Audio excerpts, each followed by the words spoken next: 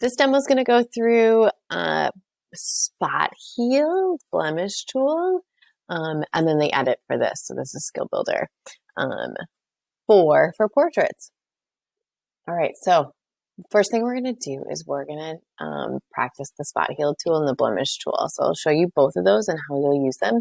They are both destructive edits, which means they're going to take the pixels and they're going to change the pixels. So with the destructive edit, we just need to duplicate our background layer so that if we mess up, we can delete our duplicated layer and start over. So we're going to go to the background layer. Control J is going to duplicate it, or you can do a right click and duplicate layer. Just make sure you're clicked on that top copy. Double click to rename. And we're going to name this Blemish Spot Heal / Spot Heal. I'll show you how to use both of those. Okay, so what we're going to do is we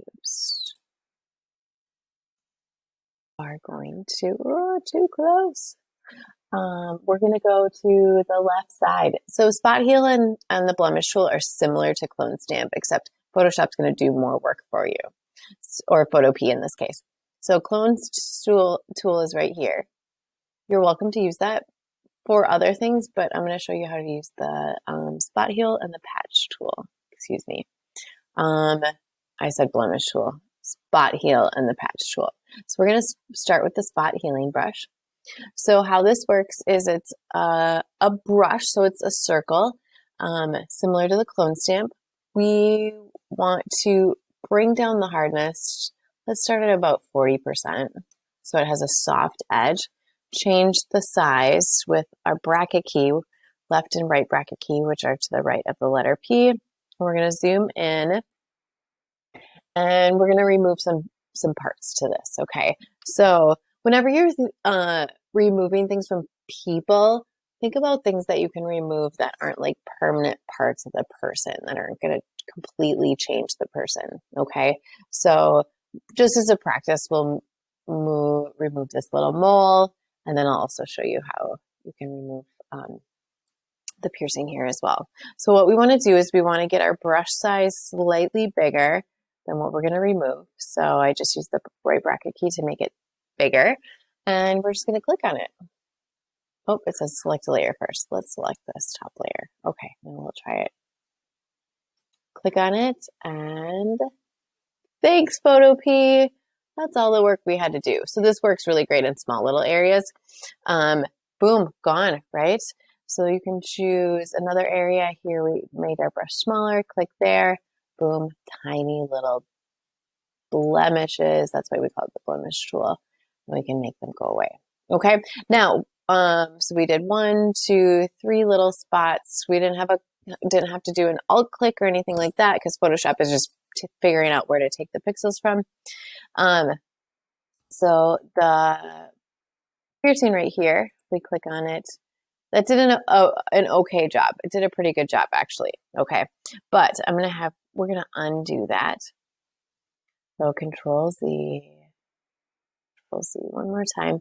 I'm gonna show you the patch tool. So the patch tool is really great because it gives you a little more versatility and control over how you're doing this. So patch tool is right here. What we want to do is we are going to just come and we're going to create a circle around the part that we want to remove. In this case, it's going to be the piercing. And when we do that, it creates a selection, so that dotted line. Then we're going to drag around. You can see when I move to different parts of the face.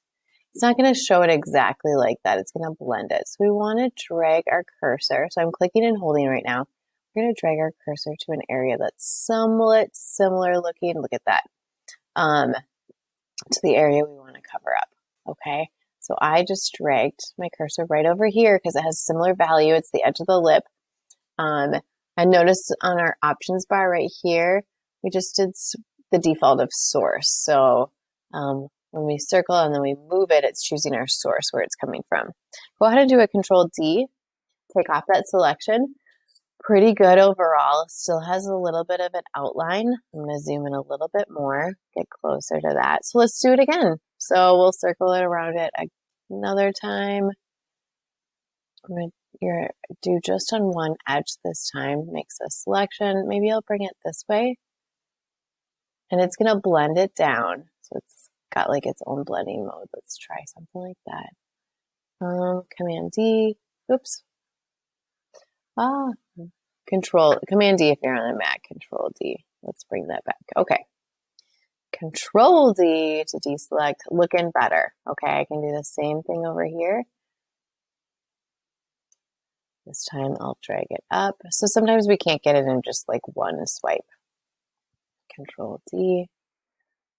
Pretty good overall. We can also share this. We can switch between tools. We could go to the spot heal. We could get just some of those pieces that are harder to get just with the spot tool to kind of even that out a little bit. That one I didn't like as much. Okay, so that looks pretty good overall. Could be evened out a tiny bit, but it blends pretty well overall. Okay, so we did spot heal and patch tool to take away some moles, some freckles, just so we can see how that works.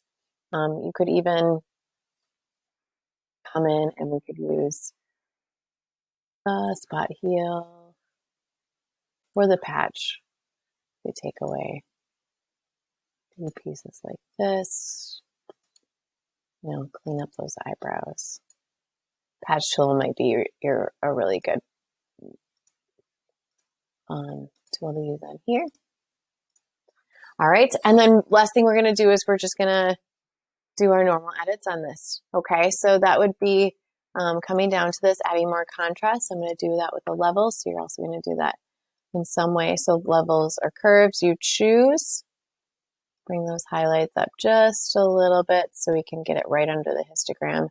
Midtones, this definitely needs the midtones to come down a little ways. Otherwise, the face is just kind of too light overall. And then it has a very reddish tone. So we're also going to go to color balance next. Let's start in the midtones and try and take away some of that red. Decrease the red just a little bit. Maybe even increase blues maybe a little bit. So do that. Highlights, midtones.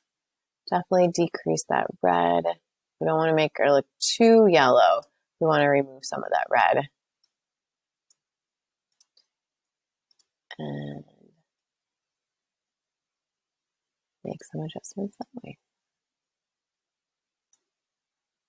All right, once you've done those steps, go ahead and save as a Photoshop document and a JPEG.